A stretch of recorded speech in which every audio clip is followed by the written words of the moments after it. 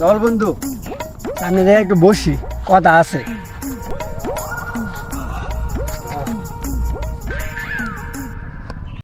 বুঝলে বন্ধু, কালকে রাতে না হাঁটতে হাঁটতে জঙ্গলে চলে গেছিলাম। জঙ্গলে যেয়ে গেছি, সামনে দিয়ে একটা বাঘ পড়ে গেছে। বাঘের চোখে যেই চোখ রাখলাম, বাঘটা আমার দিকে ভয় পাইয়া মানে পিছেও তাকাই নাই, লেজ গুটে এমন এক দৌড় দিছে। এই যে বাঘটা থামতে গেলাম, বাঘ আর থামলো না। কি কোচ বন্ধু, আমার একটা কথা শোন।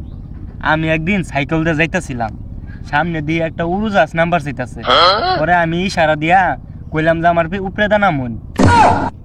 কি বলিস বন্ধু, তুই কি আয়রন ম্যান নাকি? হরে আমি গরিবের ভার্সন।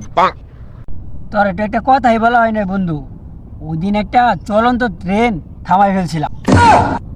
ট্রেন কি সিগনালে দাঁড়াইছিল? আরে না বন্ধু, আমি রেল লাইন পার হইতেছিলাম, তখন ওই চলন্ত ট্রেনটা আইতেছিল।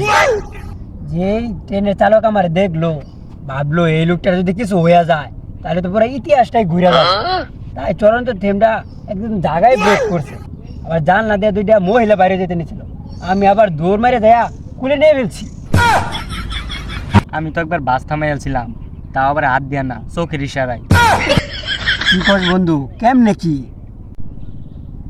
আরে না, বাস ড্রাইভার আমার চোখের দিকে তাকাইছিল, পরে চোখ টিক মারলাম, বাস ড্রাইভার আমার চোখের মায়ে পড়া জায়গাতে ব্রেক করছে বাস।